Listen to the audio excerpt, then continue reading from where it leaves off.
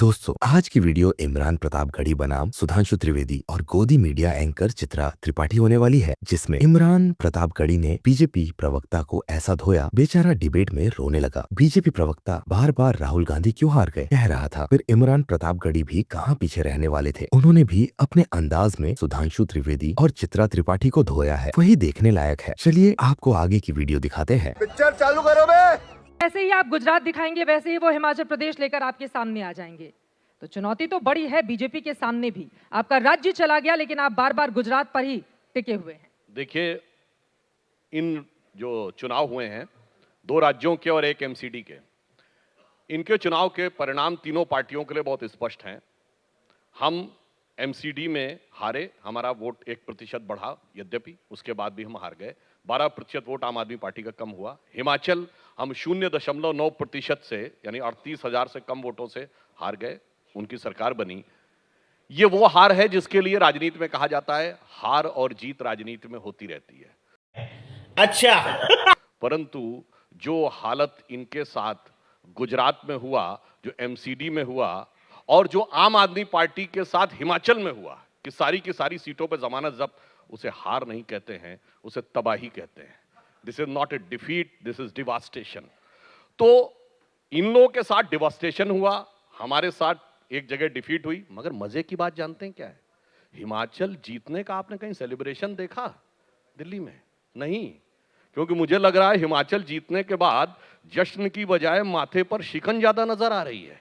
अबे साले, क्योंकि हिमाचल में भी जीतने के बाद जो मंजर आपको टीवी के ऊपर दिखाई पड़ रहा है, उस पे तो मुझे याद आता है कि शायद कांग्रेस के लोगों को ये लग रहा है कि नहीं जीते थे तो इज्जत ज्यादा बची हुई थी, अब जीतने के बाद इज्जत का फालूदा बनने का संभावना बहुत दिख रही है।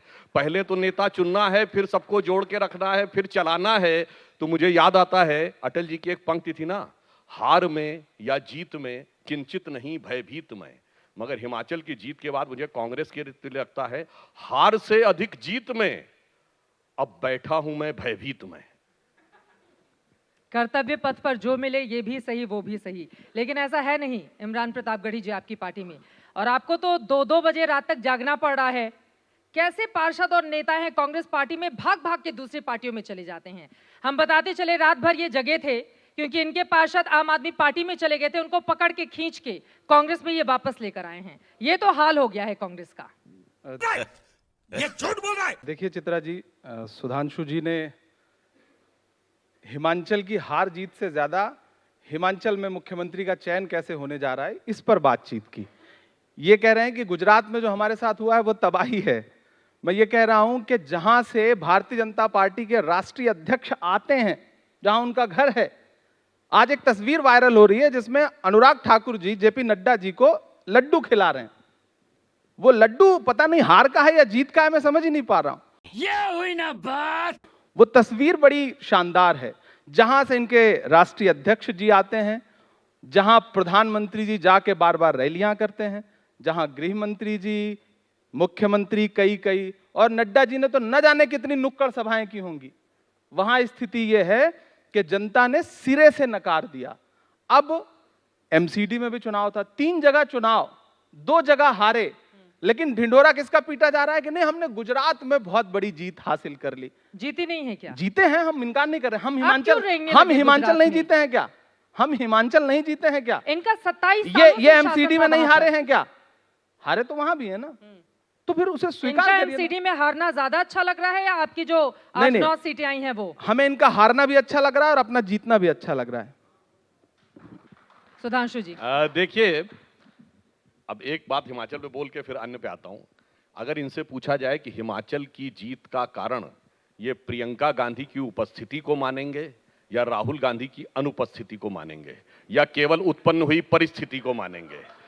और देखिए, वीरभद्र सिंह जी की पत्नी ने, जो प्रदेश अध्यक्ष है वहां, काउंटिंग के दिन सवेरे कह दिया था कि सीएम तो होगा वीरभद्र जी के परिवार से ही। अब उसके बाद आपने देखा पहली बार ऐसा हुआ, बड़ा सा पोस्टर लगा जिसमें बड़ी सी फोटो स्वर्गीय वीरभद्र सिंह जी की, छोटी छोटी में प्रियंका जी की भी और राहुल जी की भी। अब इसीलिए शायद मुझे लगता है कि आपने कभी दिल्ली में, हम तो गुजरात जीते तो हमने तो उसको स्वागत किया, हमारा भव्य समारोह हुआ, क्यों नहीं हुआ इनके यहाँ? क्योंकि हकीकत तो हमको पता है। खैर, अब मैं दूसरी बात कहना चाहता हूं, जो गुजरात में हुआ, गुजरात में अगर आप देखें तो 27 वर्ष के बाद इतना बड़ा ऐतिहासिक जनादेश, और तुलना किससे की जाती है कि माधव सिंह सोलंकी का हमने 1985 का रिकॉर्ड तोड़ा, जो उन्होंने 149 सीट्स पाई थी। मगर आपको पता है वो किस आधार पर आया था? KHAM, खाम, 4 जातियों के खांचे में समाज को बांटकर, एक से दूसरे को लड़ाकर, इंदिरा जी की हत्या की सहानुभूति की लहर पे सवार होकर वो पाए थे। और यहां मोदी जी के नेतृत्व में हमने सबको जोड़कर, सबका साथ, सबका विकास, सबका विश्वास साथ में लेके और विकास के नए पथ के ऊपर आते हुए हमने आकर यह ऐतिहासिक जीत दर्ज की है। हिमाचल में क्यों नहीं चला ये फॉर्मूला? हम तो ये बात स्वीकार कर रहे हैं कि हिमाचल में हम 0.9% वोट से स्लिप कर गए। तो वो तो मल्लिकार्जुन स्लिप खड़गे जी कल इसी मंच नहीं, पर नहीं, थे। अरे हम उनका ये कहना है कि एक वोट से जो जीतता है वो सदन के अंदर बैठता है, जो एक वोट से हारता है वो सदन के बाहर खड़ा रहता बिल्कुल, है। हमने सही बात बोला। जैसे अभी 2020 का मैच होता है, एक टीम है जो आखिरी ओवर में 2 गेंदें शेष रहते हुए 1 विकेट से हार गई, हार है। और एक वो दौर था, याद करिए पुराने टेस्ट मैच के जमाने में, एक हार होती थी defeated by an innings and 300 runs, तो वो भी हार थी। तो अगर इस हार को, उस हार को बराबर, क्योंकि जो हमारी हार है वो हार और जीत है, चलती रहती। इनकी जो हार है वो पीढ़ियों में कहीं एक आध बार होती है, जो स्वतंत्र भारत के इतिहास में। देखिए गुजरात में 32 सीटें, एक लाइन, 32 सीटें ऐसी थी गुजरात में जो कांग्रेस कभी नहीं हारी थी आजादी के बाद।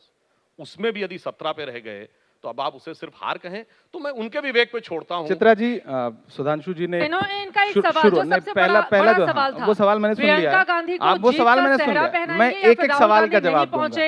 इस वजह से वहां पर जीत मिली। इनका सवाल है कि प्रियंका जी को सेहरा या राहुल जी नहीं पहुंचे इसका सेहरा। मैं इनसे पूछना चाहता हूं कि हिमाचल की हार का सेहरा JP नड्डा जी को है या फिर नरेंद्र मोदी जी को है? पहला प्रश्न। दूसरी बात, यह कहना कि गुजरात में माधव सिंह सोलंकी खाम फैक्टर पर जीत करके आए थे। आपको पता है बीजेपी किस फैक्टर पर जीत के आई है?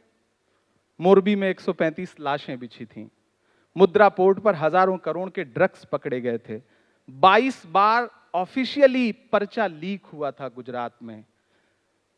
अपने आप को बेटी बचाओ बेटी पढ़ाओ का नारा देने वाली पार्टी ने बलात्कार के जघन्य आरोपियों को, 11 आरोपियों को रिहा किया और इनके प्रत्याशी ने उसे संस्कारी बताया।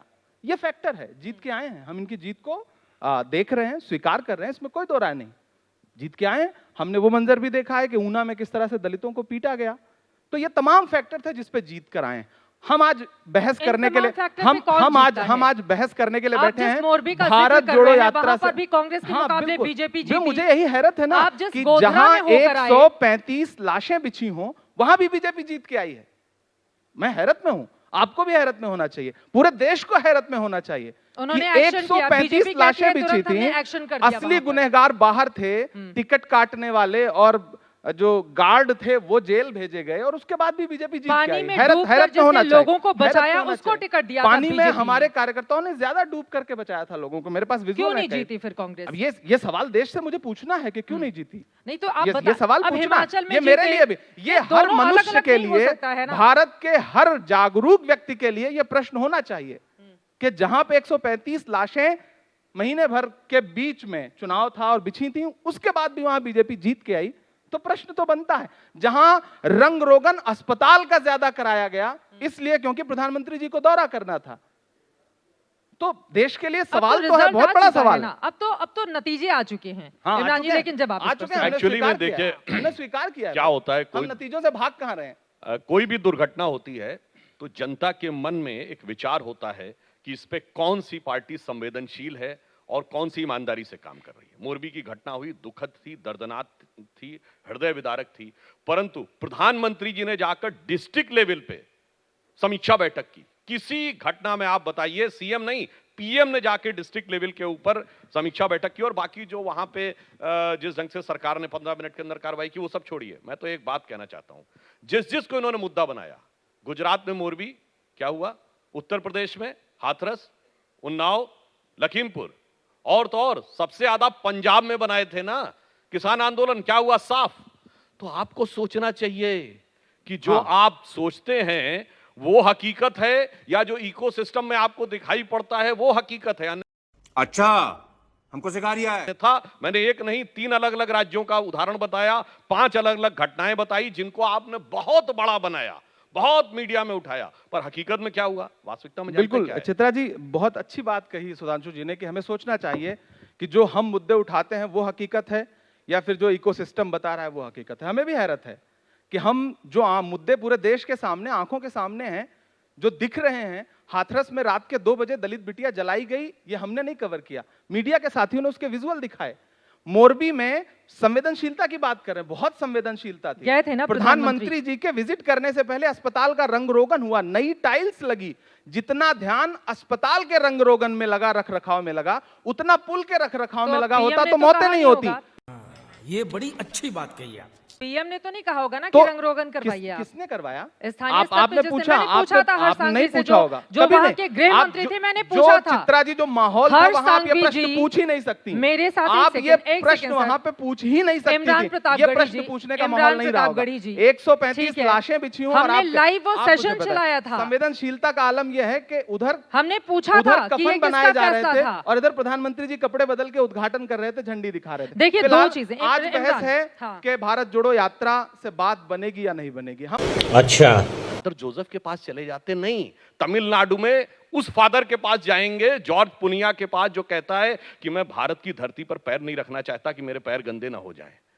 तो आप देखिए, ये महाराष्ट्र में आते हैं तो सावरकर जी के खिलाफ बोलने लगते हैं। और इससे ज्यादा राजनीतिक बुद्धिमत्ता किसे कहेंगे कि आके कहते हैं गुजरात का चुनाव और कहते हैं गुजरात में फैक्ट्री क्यों चली गई।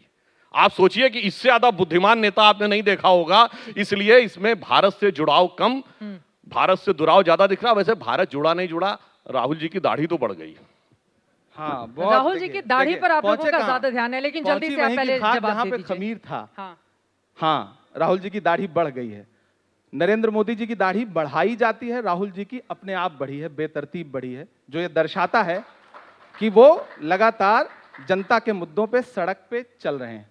इनके मुद्दे क्या हैं? राहुल जी की दाढ़ी कैसे बढ़ी। इनके मुख्यमंत्री गुजरात में भाषणों में राहुल जी की दाढ़ी पे बात करते रहे। इस पे बात नहीं करेंगे कि पेट्रोल डीजल कितना महंगा हो गया, गरीब की थाली में निवाला नहीं है, इस सब पे बात नहीं करेंगे।